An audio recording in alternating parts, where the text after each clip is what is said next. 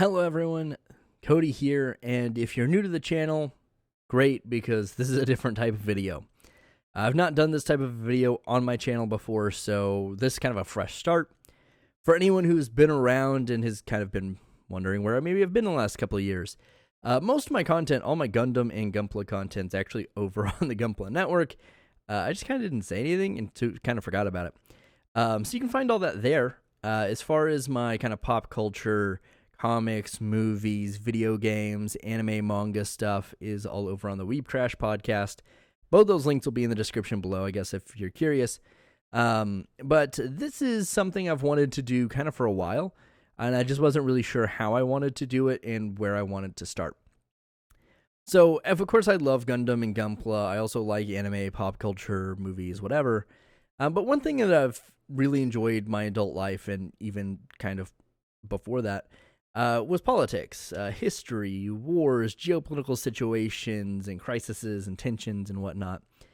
So I wanted to start making videos about that, and I had some things I wanted to say about the Russo-Ukrainian War. Now, this has been something I've probably put more time into since the beginning of the war than most of my other hobbies, almost maybe combined in some instances.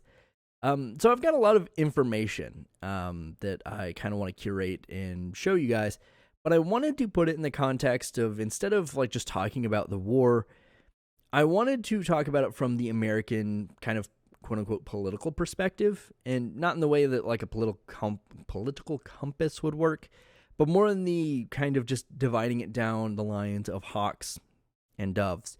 So war hawks, peace doves, and talk about some of the arguments, some of the comments, some of the ideas you'll hear from either side, and why they're not necessarily exactly what you think they are. I don't mean this to disparage either side or to say one side is a bunch of liars and the other side's not. Both sides have an agenda, and they're trying to serve that agenda.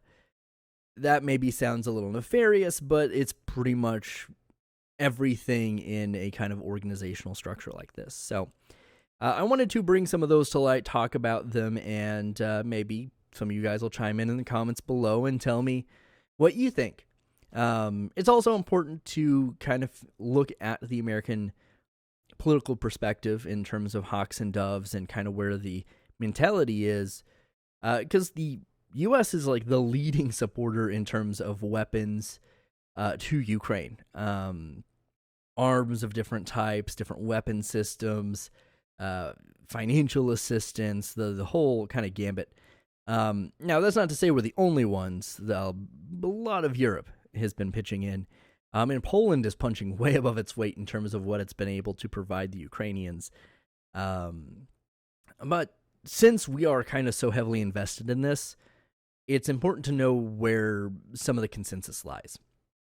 So I want to, there we go, talk about kind of my personal bias before we get too far into this, because I feel like it's important for you to know in advance.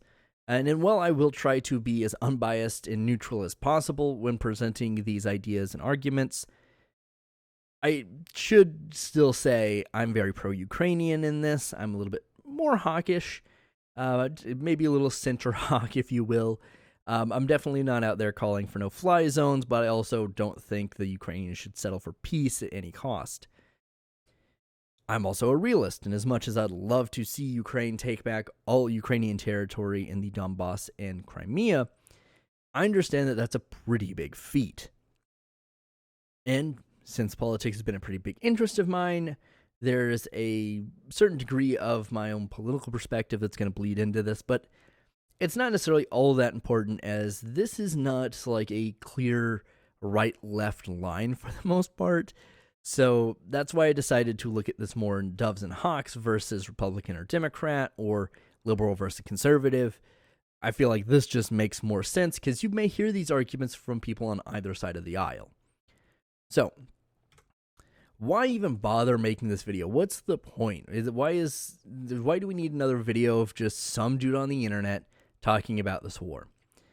Well, why I wanted to frame it from the U.S. political perspective is both sides are pretty dug in, and that's something that's pretty synonymous with the U.S. political system. The far right and far left are very dug into their beliefs, and they usually won't listen to you too much, unfortunately. Even a lot of the center is kind of really only swayed by some kind of personal attachment or some kind of likability factor to a certain candidate. So the Doves are pushing for peace at any deal, or regardless of any deal, whether it's good or bad for the Ukrainians, or even their preference. Maybe they want to keep the war going, but the Doves don't really care. They just say, there are a lot of reasons we need to end this war. We need to end it. We don't really care too much about the Ukrainian preference. And then the Hawks on the total other end of the spectrum are pushing for ideas like the no-fly zone and leading more to a direct confrontation between the US or NATO and Russia. So you can hear a lot of fairly interesting ideas from either side, but usually when you kind of come back at them or bring up questions or question their belief in this, you usually get a pretty hostile response. So it's kind of important to either avoid that by knowing, okay, they're saying this, but this is also true that maybe doesn't really work with that. Or if you do decide to have a conversation, try to maybe open them up to new ideas. You have maybe a little bit of an inroad and can understand a little bit more where they're coming from. So what are some of the general talking points? Now, these aren't everything. I'm going to get way more in depth than these, but what are some of the things you may hear offhand? The Hawks, you're going to hear things like the no-fly zone I mentioned. They loved this idea, and it stuck pretty early on.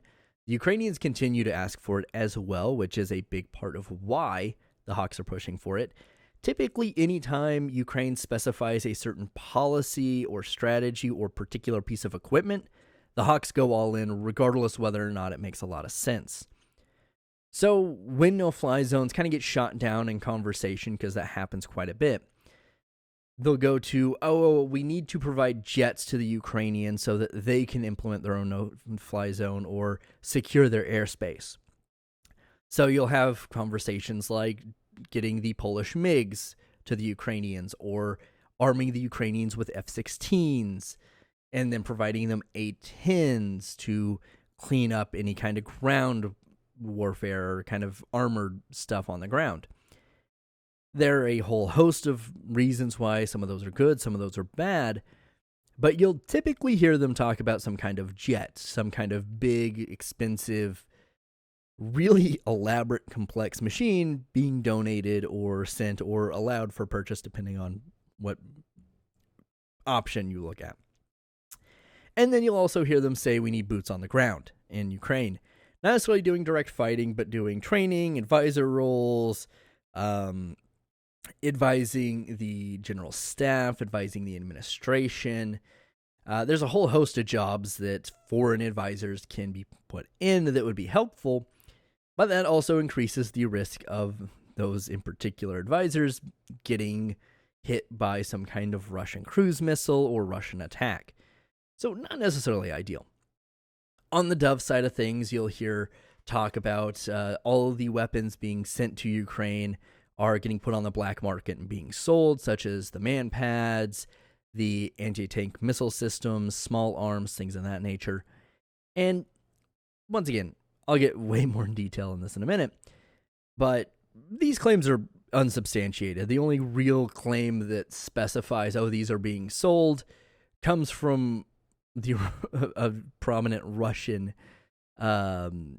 commentator. So, yeah, this is most likely pretty false, especially knowing what we know about information that gets fed to us from the Russians.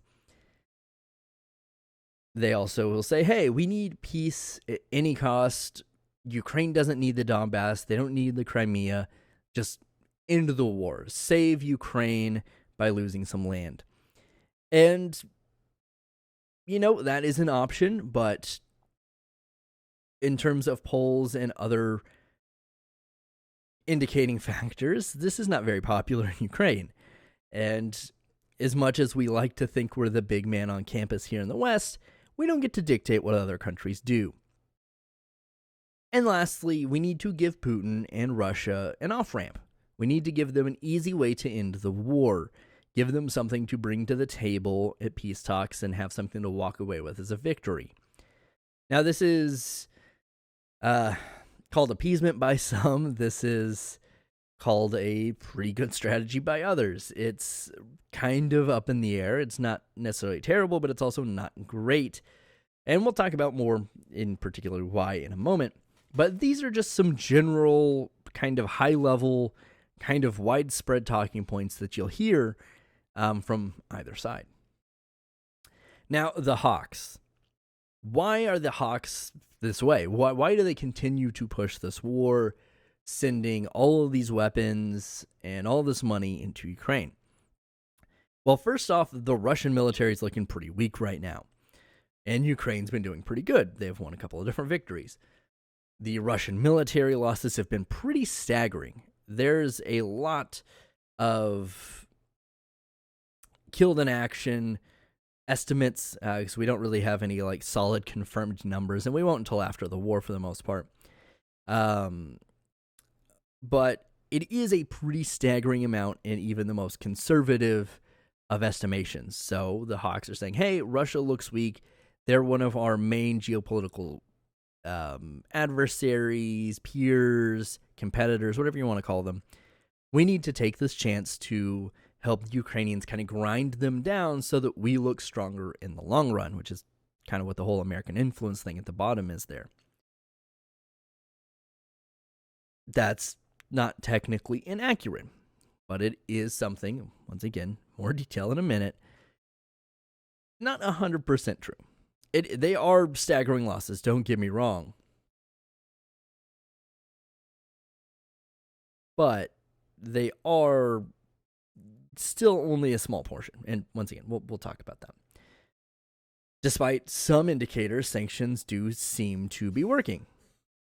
The ruble is still being propped up by the Russian government, and that's the only reason it hasn't like dropped through the floor. And the Russian ruble has started to kind of decrease in value again. So the measures the Russians have taken are starting to weaken. They're not able to prop up this currency forever. So that is a sign the Russian economy is probably not going to do well in the near future, and we need to push the advantage we have now.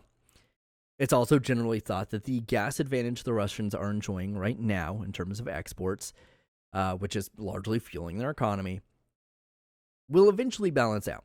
The more time other producers have to either fill existing orders in Europe or backstop and kind of put in reserve other natural gas, oil, fuel, any of that, the less that the Russian oil industry is really going to have an impact.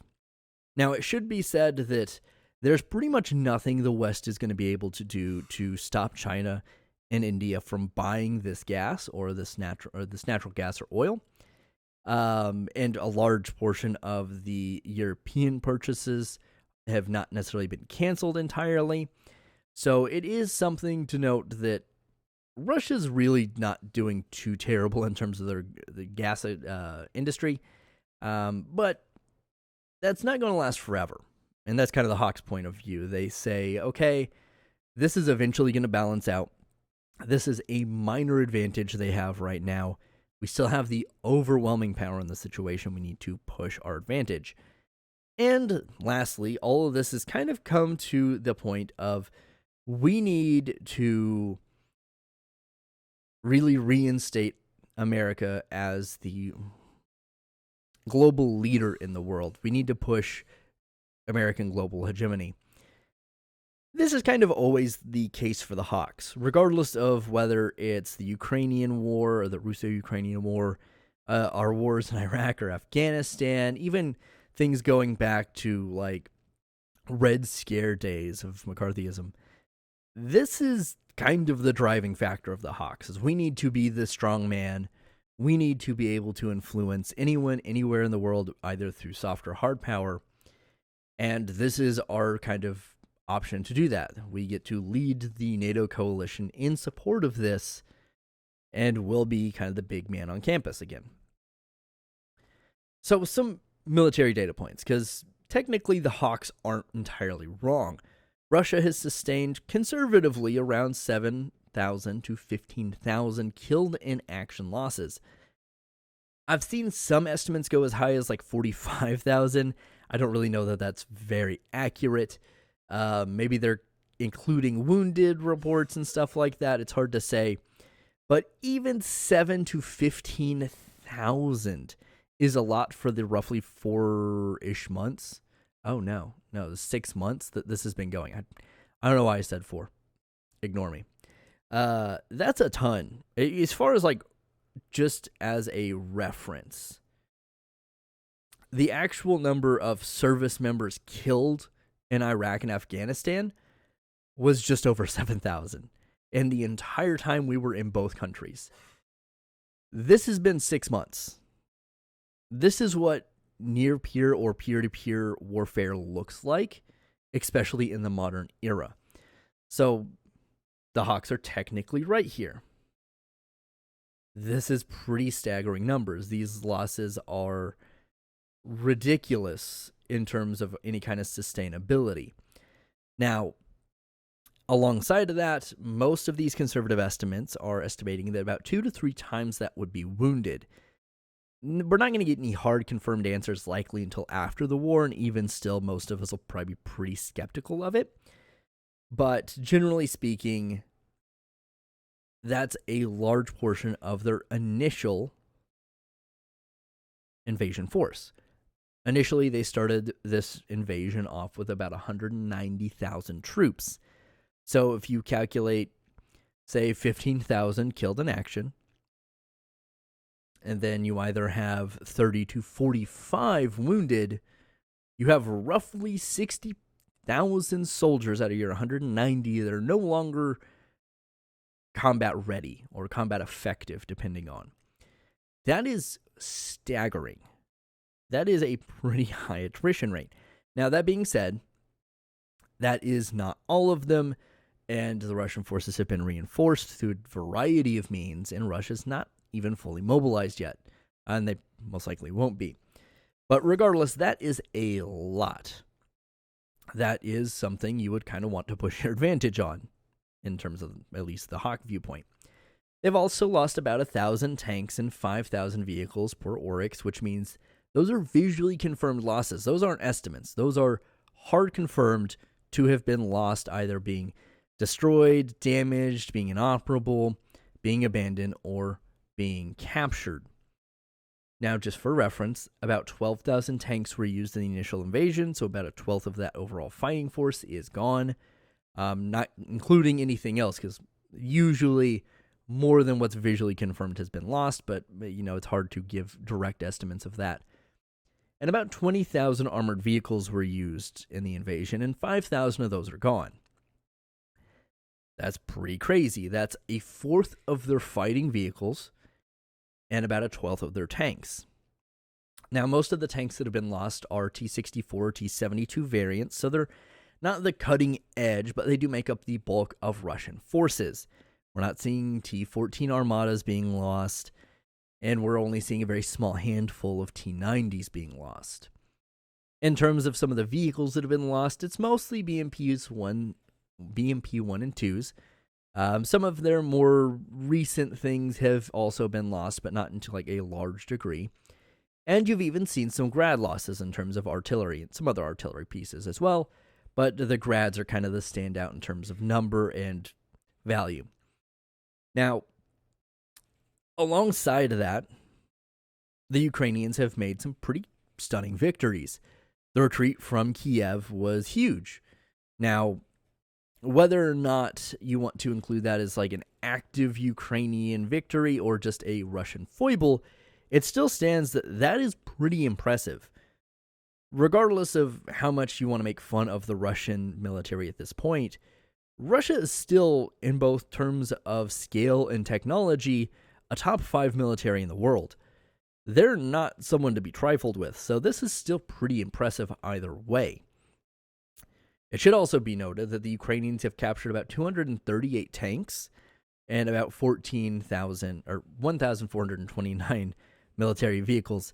So they've kind of recovered almost 1/3 of those tanks that the Russians have lost, and almost 1/5, actually a little bit over that, of the vehicles that were lost. That's, once again, pretty staggering. I can't remember the exact statistic, but I actually think the Ukrainians now have more operable tanks than they did at the beginning of the war just due to this.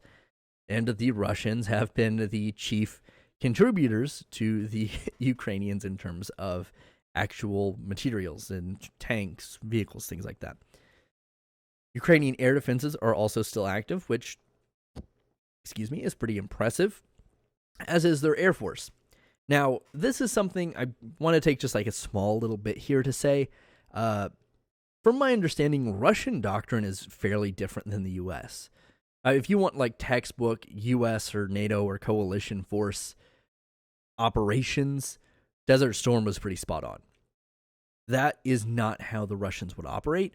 And while they did try to neutralize and minimize Ukrainian air defenses and air capability, they also were not sweeping in there in controlling the skies immediately. They had quite a bit more power then, but they also had not done near the amount of planning and organization that the U.S. had done before the coalition forces had done before Desert Storm.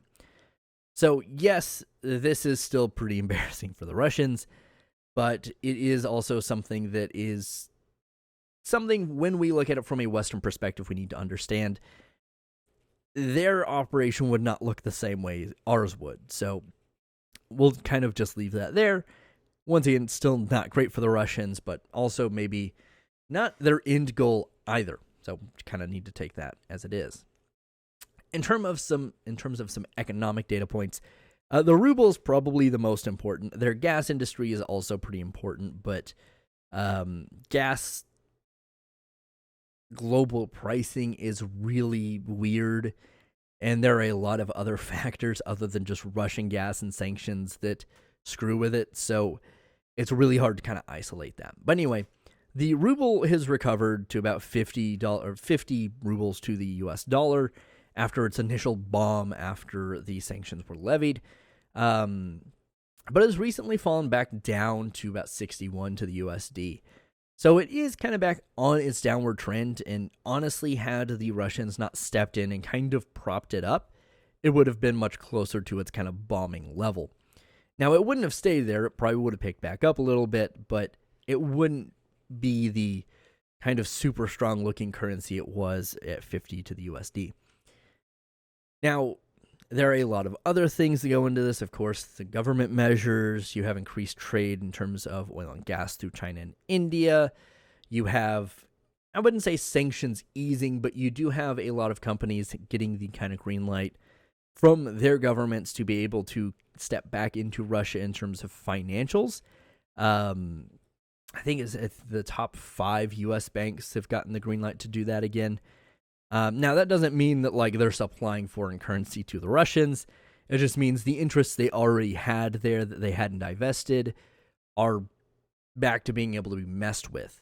Now, some of those may just try to abandon Russia as hard as they can, but that may not be the case because, well, the Russian economy doesn't look great, but it also doesn't look terrible, especially with the ruble being pretty strong still by comparison, at least to the last few years. So, is the ruble super weak? No. Is it as strong as it once was? No. There is some reasonable belief that the ruble will probably continue to fall as Russia's economy continues to rely more and more on either trade through India and China or their oil and gas sales, which, as we said earlier, are likely to balance out maybe in a few years, but most likely probably maybe 5 to 10 in the long run. So depending on how Russia's thinking about this, this may be fine. This may also be pretty disastrous in the long run. Now, what are some specific talking points that the Hawks are going to use? A lot of it is equipment. So let's start with the shoulder launchers, such as the Javelin, as we see with St. Javelin down there, or the In-Law with St. In-Law. You can absolutely find those designs as stickers. The Ukrainians very early on really went nuts with these, and the fact that we are in this war in the information age and having memes come out of it is pretty crazy. You also had things like Stinger and Buren or Pyrun. I'm not great with Polish pronunciations. But Javelin and In-Law are anti-tank missile systems.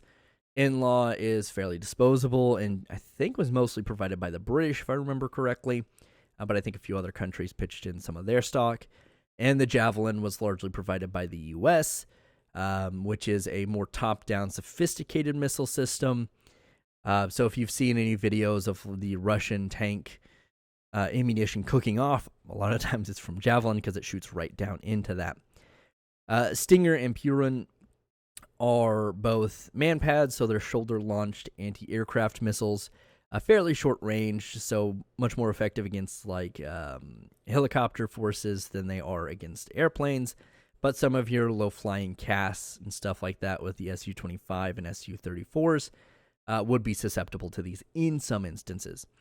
Regardless, these four gained some pretty significant notoriety pretty early on in the war, and people love to talk about them. These have all kind of cemented themselves in, I wouldn't say pop culture necessarily, but the kind of wider general populace of knowledge. More people know about these weapons now than they did previously, and through kind of the memification of a lot of them, people who do not care almost at all for military weapon will know about these weapons. Needless to say, the manufacturers of these weapons have done very well, but this was kind of the start of the Hawks specifying specific weapon systems and saying, this is the thing. So you'll hear a lot of Hawks particularly talk about individual weapon systems, whether it's stuff like this, which is pretty simple to train and use, all the way up to like the way more complicated things in jets. So you'll hear these names a lot, and for very good reason. They've done very well, and while they're not necessarily as effective right now as they were previously in the war, especially the Stinger, the Pirun, and like the Igla and Stellas, and a lot of the other like Starstreak as well and Mistral, are doing pretty significantly good jobs at keeping the front lines somewhat clear of helicopter forces, as there are so many of these in country that pretty much any time you see either an artillery battery or even just sometimes dudes in the trench, you will see these man pads. Now you also have them talking about no-fly zones, kind of on and off, but pretty consistently since the beginning of the war. For anyone who is unfamiliar with what a no-fly zone is, it's exactly what it sounds like. It's a airspace being blocked off for military and usually commercial aircraft, so no one's really flying through here. Sometimes it's a little laxer so commercial aircraft can come through, but a lot of the times it's nothing is flying because we will shoot it down. We have had several no-fly zones in the past. We had quite a few in Iraq. We had Operation Provide Comfort in 1991, which led into Operation Southern Watch from 1992 to 2003, which then shifted into Operation Southern Focus in 2002 to 2003, leading up to the Iraq invasion. This pretty much stopped the Iraqi Air Force from being active. Of course, the U.S. Air Force was pretty technologically superior at the time, even kind of being in between generations and still fielding things like the F-14 Tomcat or like Provide Comfort. You even still have like some A-7 Corsairs doing work in F-4 Phantoms. So they weren't necessarily the most technologically advanced, but they were significantly more advanced than what the Iraqis had, since a lot of their Air Force strength had been kind of degraded from the Iran-Iraq War in the 80s. We also had Operation Deny Flight from 1993 to 1995 in Bosnia. This would also be the first time an F-117 was shot down, using, oddly enough, a Russian anti-air system that we see quite a few of in this conflict. We also had some in Libya in 2011.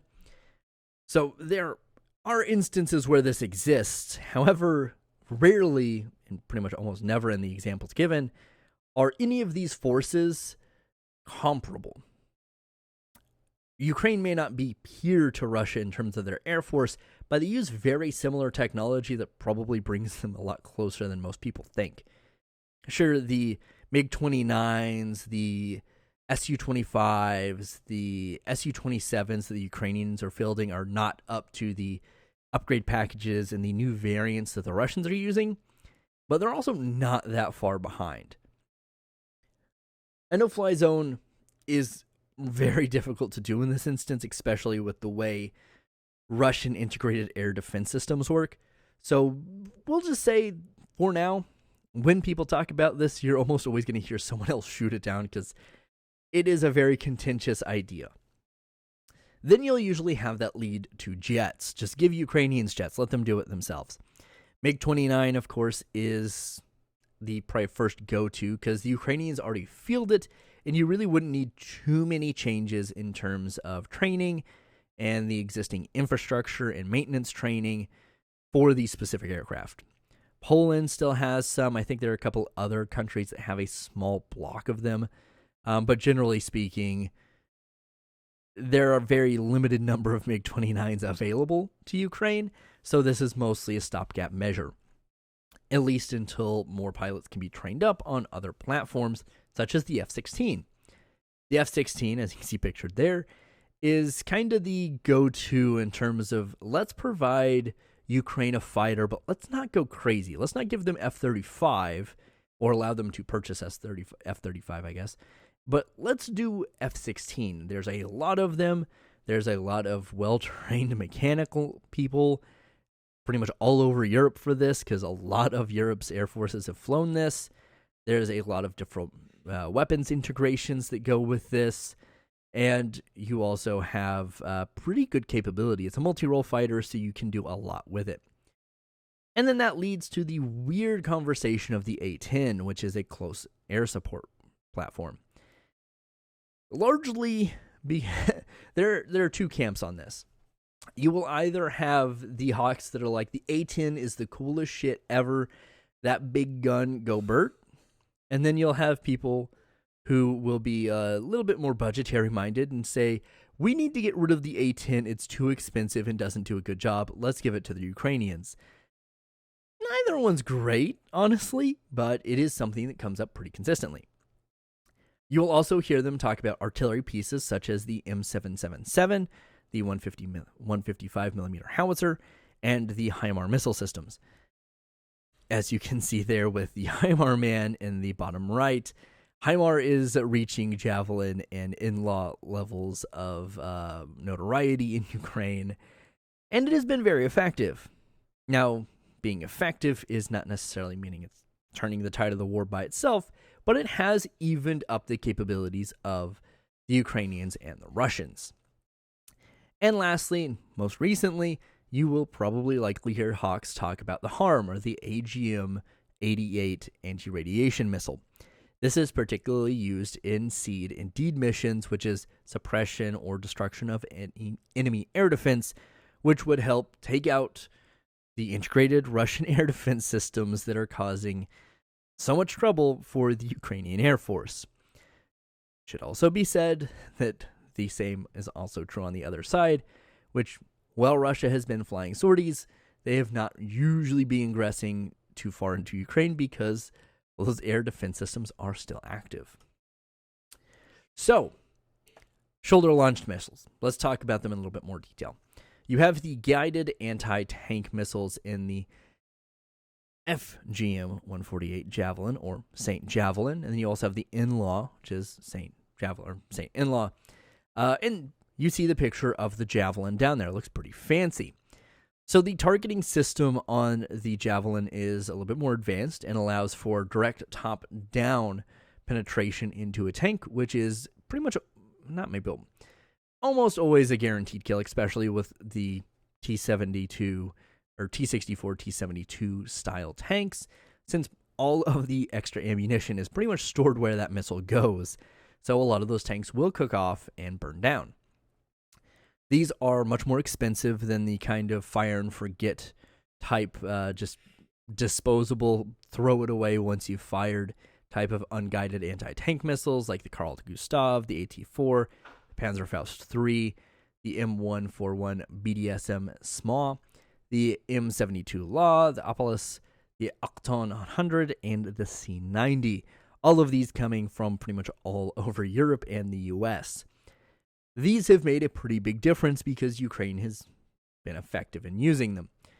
Now, I will say that while these have been very effective and Ukraine has used them to a very sufficient degree, a lot of it is only due to how widely spread these were and how quickly these kind of were to train people on, but also the way the Russian lines were strewed out, especially around kind of northern Ukraine, around Kyiv. Tanks, vehicles, everything's were pretty much easy to pick off because they could not get into ground or they would get stuck. So they're pretty much on roads, meaning they don't have a lot of room to try to maneuver, and a lot of their countermeasures just didn't work or didn't exist. So these were very effective weapons, and they're still effective. They're just not as effective at this stage in the war, and we'll talk about that in a little more detail in a minute. You also have the man-pads with the Stinger, the Grom, or the Pierun I mentioned earlier, the Strela, the Igla, the Starstreak, and the Mistral is also there, but I forgot to include it. These, I would say, are playing more of an important role at this stage in the war, as it has largely helped keep helicopter pilots very concerned in not doing their normal missions, kind of using their platforms more as standoff or artillery-style munitions than anything else. Because if they get close enough to the front lines, they're going to get shot down, or at least fired at to where they're going to have to return to base because they're not going to stick around, or the first Stinger to miss, but the second one to not. All of these have been very effective, and once again, very widespread because they're fairly easy to use. That is probably the biggest reason these have been so effective, is the Ukrainian army, the territorial defense forces, and their National Guard units have kind of been able just to kind of throw these around, and with maybe a day or two training, have some proficiency in them, which makes them very useful on the front lines, or especially when you're trying to cut off these large, really deep penetrating strikes. Jets, there are a lot. The two more realistic options, of course, being the Polish MiG-29s that are already in use and with very minor changes could be transferred to Ukraine pretty easily. Ukraine wouldn't really need to update its infrastructure or anything like that. It would pretty much already all be in that spot. The problem is, once again, this is kind of it. Once Poland either gives their airframes or allows Ukraine to buy them or whatever, that is the end of the line for the MiG-29. There are very few other places that carry them in any kind of significant number that wouldn't just be turned over for parts. Which leads to the F-16. This would be kind of the more NATO modernized, capable fighter that the Ukrainians could field. A lot of European countries field this and still use it to this day. Some are slowly starting to retire them in favor of something like F-35, but it's still a very capable aircraft.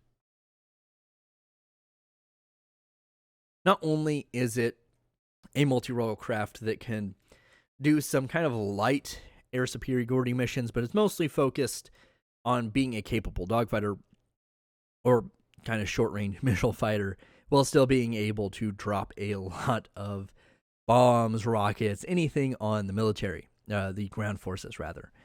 So you have a lot of use out of the F-16. It's a very capable fighter. It's used in a lot of different countries. It's NATO compatible, so with us trying to slowly push the Ukrainian military that way, at least in terms of its armaments and some of its training, this would be kind of the next step. Now, whether F-16s are donated, gifted, or Ukraine is allowed to purchase them is up in the air, but this is probably the most realistic step going forward in terms of what's available and what most of the people who have the F-16 would be okay with doing. Some of the other more wild options would be the A-10. The A-10 is a close air support machine, as you can tell. It is not swift looking.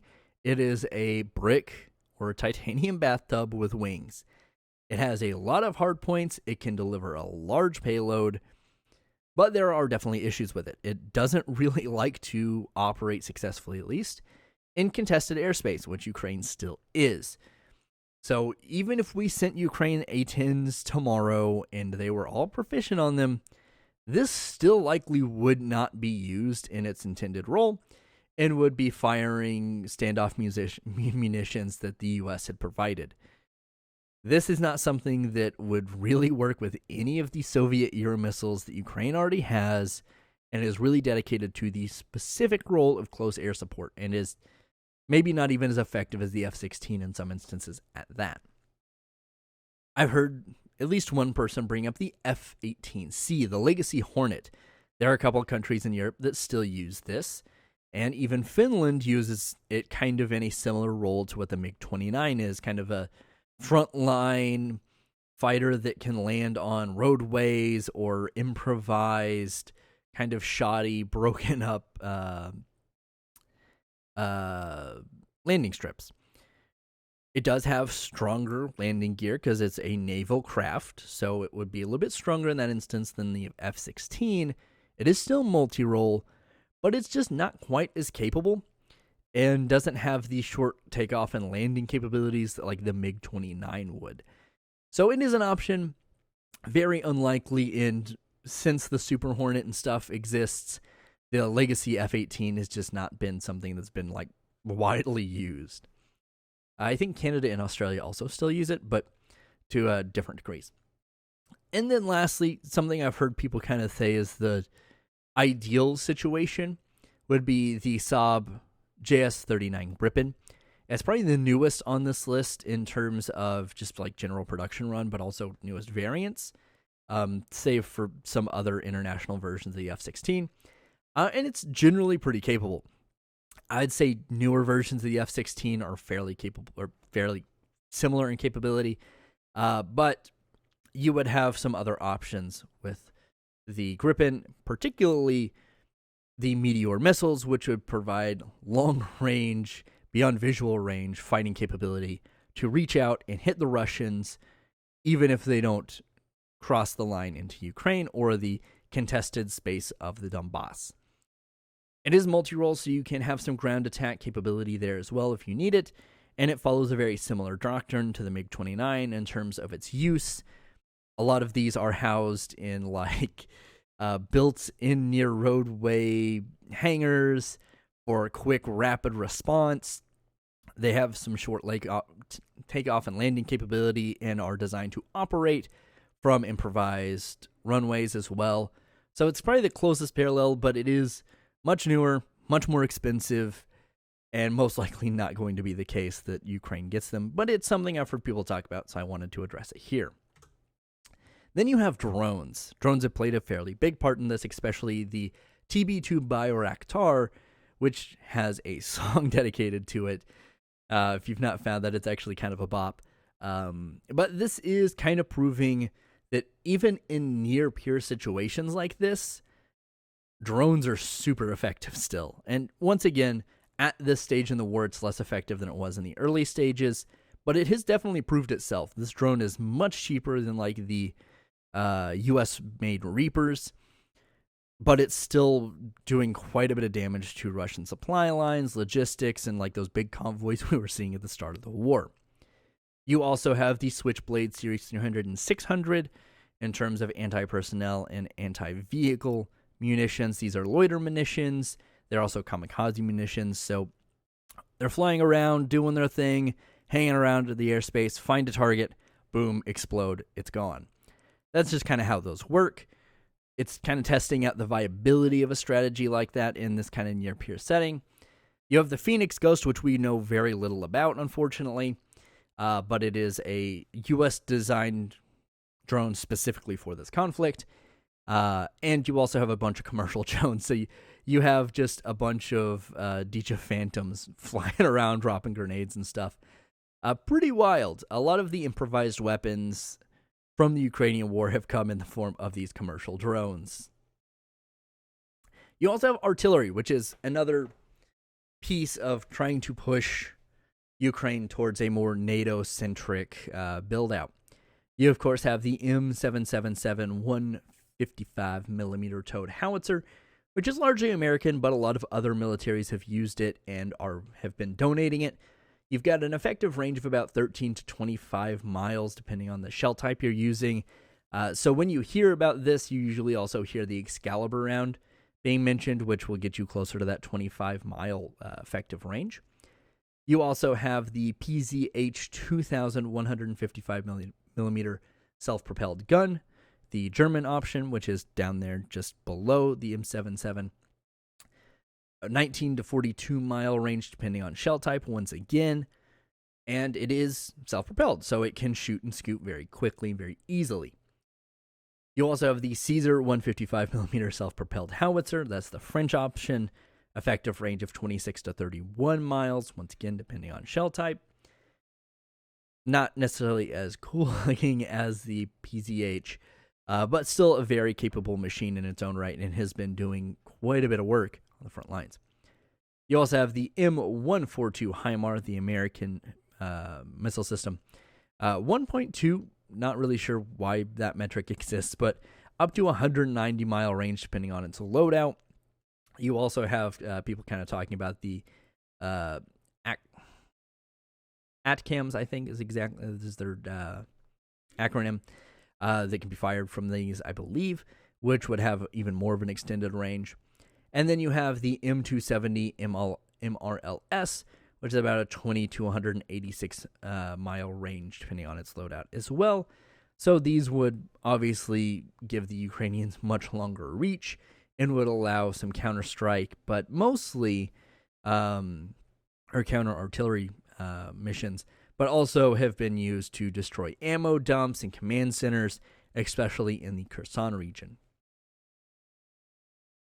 So other missile systems, because there have been quite a few that have been supplied and some that have made a pretty big splash, if you know what I mean. So the AGM-88 HARM I talked about earlier, it's got about a 90-mile rough range, probably less in the way it's being used now, because we're not 100% sure how it's being used, but it has been confirmed it's on a MiG-29. We just don't know exactly how. Some of the speculation has been it's used like kind of like a tablet in the cockpit that is just particularly tied to that missile so that the pilot can use that tablet and not have to interface too much with the actual aircraft systems. But it also probably doesn't work super great and doesn't work as well as it would on an aircraft that was designed to carry it. But they are doing that, and that's pretty nuts. That's crazy. This is a huge step because these missiles individually are not cheap. They're about $285,000 a pop. So, yeah, it's a big deal. These are very expensive missiles. But they also, like I said, work in the SEAD and DEED missions. So these are helping to take out Russian radar sites, Russian anti-air batteries, which is a huge thing because the more the Ukrainian Air Force can do and operate closer to the front lines, the more effective it's going to be. You also have the RK-360MC Neptune, which is an anti-ship missile of about 170 miles. Not 100% sure on that, but I know it has like a rocket booster on there as well, so I think that may play a pretty big part. This is what is rumored to have possibly sunk the Moskva. That's pretty crazy. Could also be a harpoon, but I think the general assumption or speculation is that it has been the Neptune. Very capable anti-ship missile with a pretty crazy range, which is probably a pretty good reason why the Russian Black Sea Fleet has not really been hanging around too much around Odessa. You also have the shorter range AGM-114 Hellfire missile. It's about 6 miles, so this is much closer for like coastal defense and for smaller craft as it's a smaller warhead, but still very effective in its own right. And then you have the RGM-84L4 Harpoon, an anti-ship missile once again with a range of about 77 miles. And I think it's been used on some transport craft. So the case against the Hawks. Why are the Hawks maybe not being fully honest with you? Well, Russia has sustained pretty significant losses. They're not fully mobilized, even close. They have not gone through national or general conscription. They've not fully transformed into their full economic mobilization, their full wartime economy. So Russia, well, maybe being hurting a little bit in terms of manpower and economic status, is not against the ropes. Maybe they've been, hit in the face a couple of times, but they're definitely not down for the count by any means. Now, Russia also may not go that full route because that also takes a declaration of war, and once masses start getting conscripted, things change a little bit more from a political standpoint.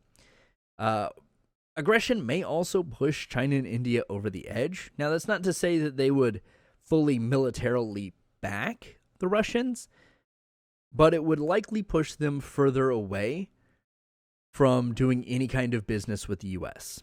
Now, of course, there's some business they're going to have to do with the U.S. being the power we are, but it would definitely hamper our relations in the region. And, well, with China, things have been already pretty tense. So tech and supply ventures would probably increase in terms of trade relations between China and India, as well as raw inputs, because Russia, while maybe not being a manufacturing powerhouse, has a lot of raw inputs that get imported to or get exported to China, and China turns around and makes those into different materials. Then the political situation at home is a little bit more unstable here in the U.S. particularly. Going into a full big-scale war, throwing way more money than we are now at this, is something that is not going to be politically popular.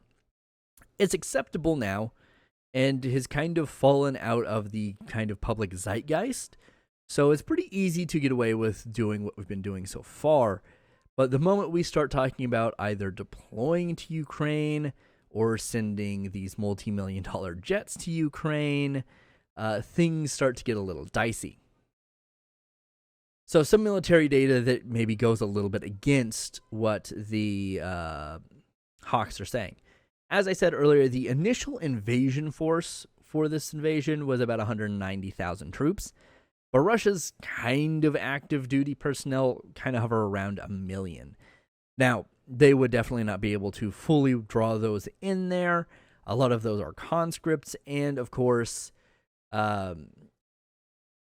there's a problem around using conscripts. This is kind of mandatory service. It's not very long. They're not very well trained.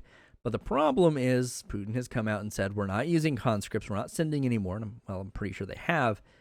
The more prevalent that becomes, the more problematic it becomes.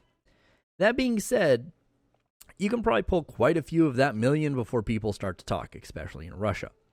They also have about 2 million reservists. So if they decide to full-on declare war and go full mobilization, this becomes much less of a, oh, cool, HIMARS are actually doing a lot of work, to, oh, that's not good.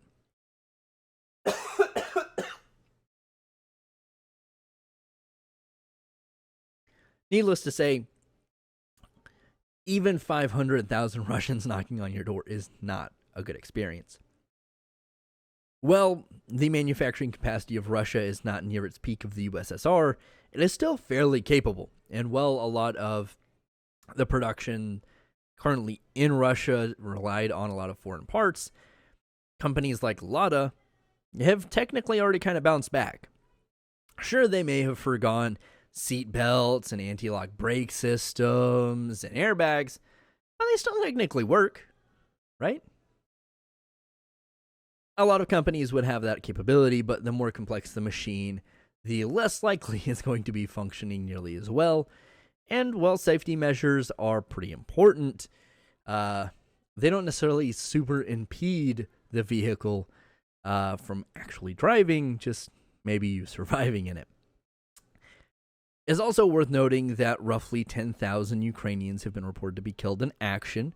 Those are fairly conservative estimates. They're pretty much more realistic because the Ukrainians have been a lot more forthcoming about most of their information, at least comparative to the Russians, and around 30,000 wounded. Now, roughly, the Ukrainian military is estimated to be around 700,000 men, or 700,000 combatant or members of the armed forces. So this is not a huge number, but it is still fairly significant. Ukraine is, in terms of population and possible mobilizable, conscriptable members of their society, much smaller than Russia in that concern. So if Russia full-on declared war, this would be a much shorter conversation, most likely. Now, some counter-talking points going back to the ones we mentioned earlier. Shoulder launchers. They've been pretty effective and were very effective in the opening stage of the war. However, we've moved to much more stable fronts over in the Donbass and Kherson, and while these are still useful, they're not nearly the saints that they were originally. These front lines means that the Russian advances, especially with armor, are typically done with infantry forces the way they should have been doing before.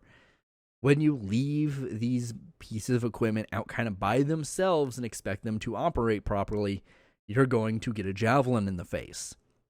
However, when you have more stabilized fronts like this and you have smaller dashes into the enemy lines to try to break, this becomes much less effective. While it's still doing work, it is not doing nearly as much.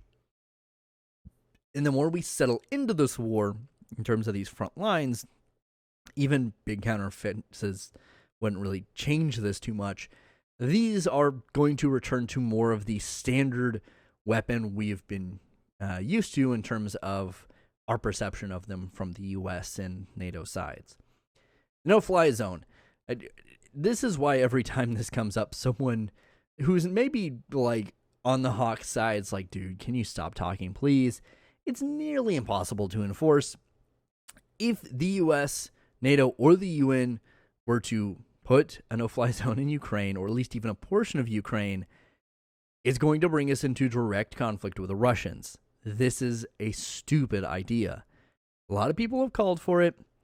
It has been done in the past, but once again, we have not had to put a no-fly zone in an airspace that is near peer to the U.S. You are not going to have F-22s flying through there, stopping cruise missiles or fighting or dogfighting Su-35s. You would maybe have some F-35s, but even still, that's unlikely. It would, if it happened, which was super doubtful because it's a pretty pointless idea, you would most likely have kind of the more traditional F-16, maybe some F-18s, things of that nature. You would not have the coolest, baddest ass things of the USAF. Or I guess even the US Navy, technically. Which means jets. Let the Ukrainians do it themselves. The only problem with that is time. Not only do you have to train pilots, but you have to train maintenance crews. Typically, when a new jet comes out, pretty much almost every time, especially the more advanced ones in the last 40 years, maybe more, you do not have experienced maintenance crews or maintenance chiefs, which is even more important. If you don't have people who are experts on maintaining these aircraft, you're going to start running into issues, which, isn't on them. It's just, these are super complex machines. Something is going to break, and you may not understand its relation to something else because you've never seen it happen before. This is pretty much the experience the Ukrainians are going to have with anything we send over. Even beginning training regiments now for U.S. aircraft like F-15 and F-16, you are not going to have those crews ready probably within a year, much less having the maintenance crews ready. Not only that is you have to have infrastructure built out. A lot of the stuff that NATO uses, regardless whether or not it's F-16, F-15, F-18, A-10, will not match up to the Soviet stuff you're used to. You're going to need a lot of different things, which are fairly minor, but still you're going to need to change your airfields up fairly significantly. And in the instance of F-16, those kind of improvised runways the MiG-29s used to will not work and will break the gear of the F-16. You also have logistics line and armaments. All of the missiles that the Ukrainians are used to are most likely not going to be easily and functionally workable on anything we give them outside of more MiG-29s. That means we're going to have to also give them a lot of our stock of missiles, which isn't, the worst thing, but it is something to consider. We, maybe we'll need those, but also those are super expensive missiles. Now, once again, I'm fairly on board with giving Ukraine quite a bit of armament.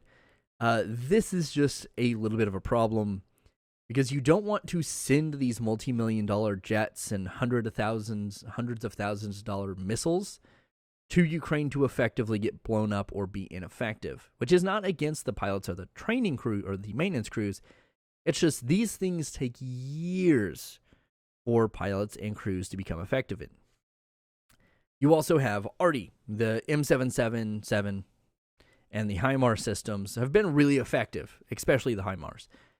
But they're still far outnumbered, the Ukrainians, by the Russian daily shelling metrics. The Russians are notably a artillery-heavy army, so they're going to pretty much outmatch the Ukrainians in the artillery space. Now, that being said, yes, the Ukrainians have been doing a pretty good amount of damage with what they have, but these have not changed the tide of the war. They have helped, but these systems alone are not the saviors that a lot of the hawks will point them out to be. And then you have harm, which is a step in the right direction, but without the proper planes and systems, these missions are going to be significantly less effective and already super dangerous. Even if you're in an F-16, you've been well-trained, there's a reason most of these missions are flown by like wild weasels. This is not an easy mission and is very dangerous, and if you're using a missile that is not designed for your airframe with almost none of the systems that need to be there, you're kind of maybe not wasting this almost $300,000 missile, but you're just not going to hit your target most of the time, which is part of the problem. Now, the case of the Doves.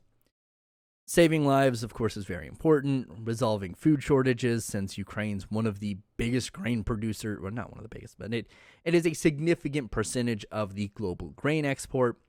And then you also have mitigating of economic woes, because sanctions have been hurting the global economy, and EU is going to struggle without Russian gas imports. Some data points for you.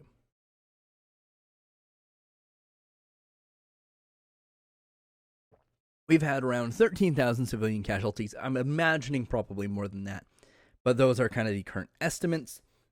With the way Russian shelling has been fairly indiscriminate and inaccurate, that's still a lot for 6 months, don't get me wrong, but it may be a little bit higher than that. You also have about 6.5 million people being displaced. This is a lot of people that are being moved. So you really have to consider the human impact of this. And that's what the Doves are going to try to play to, your kind of emotional appeal, if you will. From a more kind of hard number stance, Ukraine accounts for just under 9% of global grain exports, so almost a tenth of the world's global grain exports. That's a lot. And about 12% of the global corn export as well, which, even if you don't like corn, it's used for a lot of things. So it is very important that a lot of developing countries, which are usually the importers of this, get these foodstuffs because, well, their population depends on it. A large percentage of that as well goes to the World Food Program that helps provide food to these developing countries. So, yeah, this is kind of a big deal in terms of a food shortage.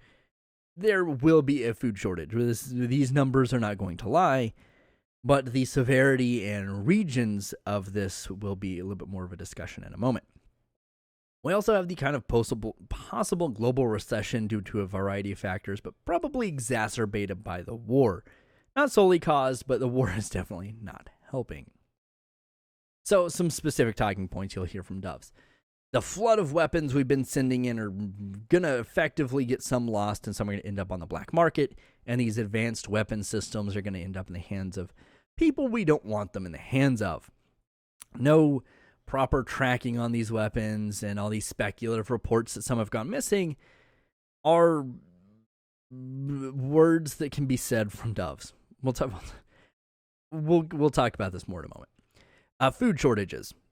Ukrainian grain is not getting exported to the countries that may need it, and these countries may be going without these vital foodstuffs. Grain is very important not only in the manufacturing of food, but for livestock, so is corn. Without these, this is going to be problematic for a lot of developing countries. The economic fallout is also something pretty notable.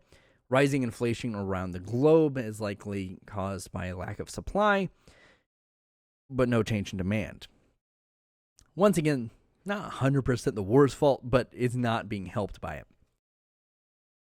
You also have a refugee crisis with 6.5 million Ukrainians displaced due to the war. That's pretty much a major U.S. city being displaced. That's a lot, or maybe not like the big ones, but still a fairly large U.S. city just being moved to a bunch of other countries. And you also have the energy crisis, which is most predominantly going to be in Europe, as they were pretty huge importers of Russian oil and natural gas.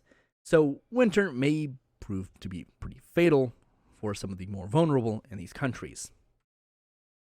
So first off, tracking weapons, black market sales.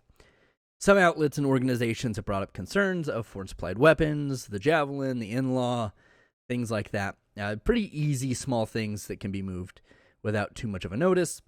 We'll end up on the black market. We're throwing so many weapons in there, and the lack of publicly available tracking for these weapons has led to some reasonable concerns, we'll say. However, the only confirmed reports of these weapons being quote-unquote sold comes from a Russian source that states that Ukraine is selling these weapons because they don't know how to use them. I'm pretty sure a lot of T-64 and T-72 crews would like to have a word with you, sir. Food shortage, yes. This is going to be exactly what it is.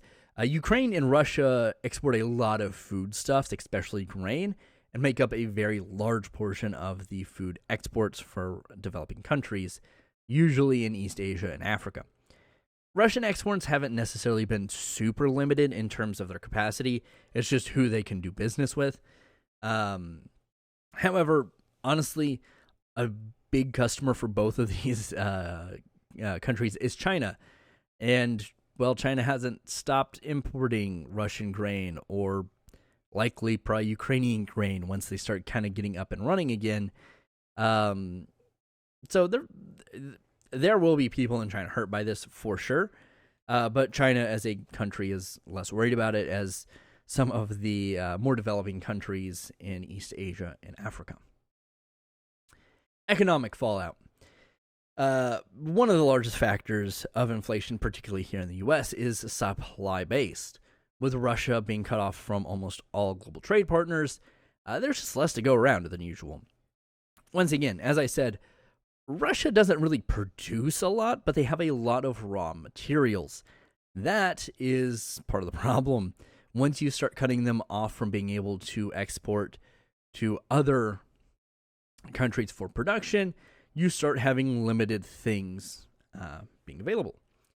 The U.S. government is also sending these large aid packages to Ukraine, and a lot of populists here in the U.S., regardless whether left or right, are a little concerned they're not being used for other things here at home. The refugee crisis. This is also somewhat of an economic problem, as it's going to be about... The estimates are about 30 billion USD. I'm imagining it's probably going to be a little bit higher than that, in hosting Ukrainian refugees. Once again, 6.5 million people is nothing to joke at. That's a ton of people. And aside from like the whole economics and everything of it, and just kind of the human tragedy of it, the quality of life for these refugees has likely dipped, as well as their general health care and their just, I guess, overall general health, both physical and mental. This is likely going to be an ongoing problem even if the war ended tomorrow. So keep in mind, this is probably like one of the biggest issues that you're really not going to have anything to say about, honestly. This is one of the more cut and dry things the Doves have. And it's just kind of a fact. Like, there's not a lot of looking through this or arguing this. It's just, the doves aren't lying to you when they say there's a refugee crisis. They're really not even omitting a lot of information. They're just saying, hey, yeah, this is real bad, because it is. The energy crisis. Another crisis for us. Great. Without Russian oil imports, European countries were going to struggle with their energy costs in the short to midterm. Germany probably being the most notable example, sourcing around 55% of its natural gas from Russian companies. Likewise, Russian sources supplied about 40% of Italy's natural gas and 45% of the whole of the EU. Now, right now, that's not super terrible. The problem is, once you get into winter, this is going to be way worse. So right now, you have seen probably some pictures floating around of people across Europe taking a picture of their electricity bill and it being exorbitant. As you can see that little chart up there, natural gas has gone crazy. It is super expensive. I mean, it was already kind of going crazy anyway, but yeah, it's not being helped. Like, this has made this much, much worse because Europe doesn't have access to at least as much, meaning it's more expensive and the energy produced is kind of a little bit less than ideal. Yeah, it's not great. And a lot of these countries don't have anything to fall back on for the most part. So a lot of these countries that have been fairly green-minded are now pushing to go back to coal in the short term, which kind of goes against that whole green mentality. So the case against the doves. Largely, it is just that the doves' whole idea is we need peace. Then they have all of these things of this war is terrible because of X. The problem is, and as much as we can say it as the Americans, as people in the West, as people who aren't in Ukraine or Ukrainian, we're robbing Ukraine of its agency by saying that. High poll numbers in Ukraine indicate that most people believe they can win this war and take back the Donbass and Crimea. And there's like a weird appeasement parallel with this as well. If we were to really push Ukraine into going to the peace talks or going to the table to sign a peace deal that they really aren't super okay with. This is really up to the Ukrainians, and as much as we can concern ourselves with what they do, the only thing that the doves can really say we should do would be to either pressure the Ukrainians, which is not ideal, or to start withdrawing support, which also is pretty unideal. Now, some data points. 91% of the Ukrainian public believes they'll take back the occupied lands, both the Donbass and the Crimea, and Russia has a pretty bad history of doing this. So even if Ukraine signed a peace deal tomorrow, next year or the next, the Russian Federation is going to swing back through. Russia has done this with a lot of their ex-USSR or ex-Soviet states and are usually equally as brutal.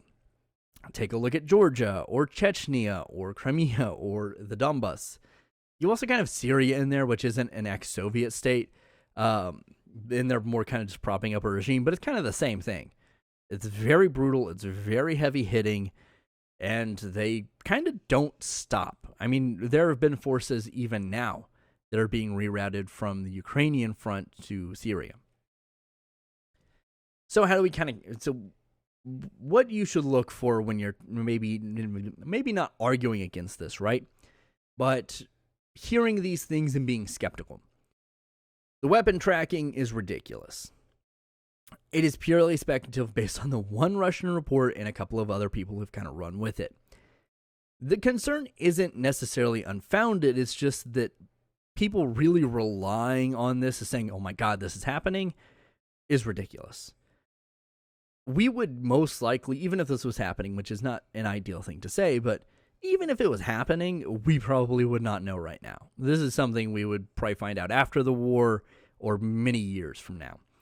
That being said, we've seen a lot of footage, a lot of photographs, a lot of evidence that these weapons are actively being used. So any claims that the Ukrainians can't use them or aren't properly trained is pretty ridiculous.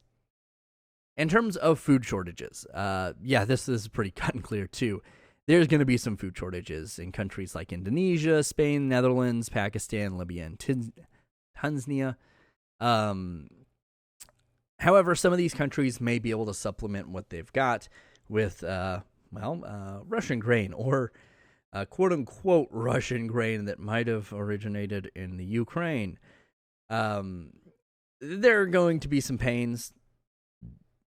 These countries are going to feel the brunt of it, but this is not necessarily famine level either. Plus, Ukraine has also started to be able to export some of this, so it's not going to be ideal by any means. There's going to be a lot of pain, but this is something that is more so being alleviated now and isn't really a call to end the war at this exact moment, at least. In terms of economic fallout, sure, the war is not helping, but the war really isn't the problem. We're really looking at China. And, I'm not saying this to be anti-China or anything like that. It's just China accounts for about 30% of the world's manufacturing capability. The next closest is the US at 16%. China produces a lot of stuff, and COVID is not done in China. I mean, it's not done pretty much everywhere else too, but it is a much larger problem in China as they don't really have a means of dealing with it. Their vaccines have not been nearly as effective, and even if they were, a large portion, especially of their elderly population, did not take the vaccine. That means the only thing they can do is go into lockdown. When one of these major cities goes into lockdown, production stops. Most of the time, production does not immediately start back up when these lockdowns lift. Production is not a quick flip of the switch. There's usually some build-up time, which is why even now in 2022, getting toward the end of the year, you still have things on your store shelf that may not be there or might be just a little bit different because certain components, certain inputs, certain production methods can no longer be obtained. This isn't necessarily particularly just COVID. COVID made it way worse and has probably caused most of the problem. But even pre-COVID, a lot of manufacturers were looking to move to other countries around China or even back to their home countries because, China's a whole lot of stuff to deal with, especially when you're trying to do business with the CCCP. And it doesn't usually play out to business being super well run, we'll say. Now, the refugee crisis. There's not a real counterpoint here. But I would say it would be actually fairly, and maybe this is a little crass of me to say, but it would be interesting to see if the poll numbers of that 91% who think they're going to win the war would stay the same with the displaced masses. They're not there in country. They're not on the front lines. This has ruined their lives in a lot of instances, or at least made it much more difficult. So I wonder if they have kind of the same belief that those in Ukraine have. And then the energy crisis, the global gas market, it's probably not going to adjust for a while. And I don't mean that necessarily in terms of production, which I mean is still a lot, so it's going to take a while. But in terms of price, gas and oil are not really flexible when it comes to their pricing, so they don't usually stick to supply and demand, which is why, especially here in the US, you've seen gas prices do these weird spikes and this slowly going down. When things happen, they happen, but oil doesn't adjust very quickly. This is going to, however, push Europe away from a reliance on Russian oil and maybe make them consider their energy policy a little differently. However, that is not a problem that can be fixed very quickly, but in the long term does usually play out to the benefit of the home country. So in conclusion, both sides have their talking points and their agendas. That's not a bad thing. They're not trying to necessarily lie to you. They're just omitting some information or maybe even blind to it themselves, depending on. I'm not saying one side's right or the other, and of course, as I said, I lean to be more hawkish, but a lot of what the doves say isn't inaccurate. However, Does that, whatever it is that the dove is going to say, outweigh the idea of a free and fair Ukraine? I don't know. That's more up to you, but I've presented you with some of the talking points, some of the statistics, some of the thoughts behind these two different factions. Let me know in the comments down below if I've missed anything, because I probably have. But I've got a couple of ideas. I do want to keep talking about this, and these are some ideas I have some talking points on. I haven't made a slideshow or notes for them, but the whole China-Taiwan thing could be interesting to talk about. Japan's defense evolution, it would be really interesting. Their whole Japanese defense force and constitution thing is wild. U.S. midterm elections, the Andrew Yang Forward Party, that's more of a personal interest of mine. But the midterm elections are a thing. Peer-to-peer or near-peer wars in the information age is very interesting. That's part of why I find the Russo-Ukrainian War so interesting. Is this is likely the most documented war in history. It's been crazy, the amount of footage and photography and stuff that we've seen. Paper, tiger, dragon, bear mythos, or maybe not mythos, depending on, kind of the idea that the Russian or the Chinese militaries are exaggerated, which can lead to like the U.S. doing crazy stuff. Like hypersonic missiles is a good example of that. But that's something we could talk about later. Armed forces and organization of those armed forces within NATO, kind of what things are using, what defensive tactics or what strategies and tactics different countries use within NATO. And then why the LCS, or the Littoral Combat Ship Program, continues to get saved, even though it's been a huge money pit. Anyway, let me know in the comments down below if you want to see any of this. Thank you for sticking with me through almost an hour and a half of rambling in my now scratchy throat, because I've not taken many drinks, as you've probably heard throughout this presentation. Anyway, thanks for watching, guys. Be sure to like if you've enjoyed this. Pop a comment down there. Subscribe, because this is kind of what's going to be on this channel from now on. And I'll see you next time.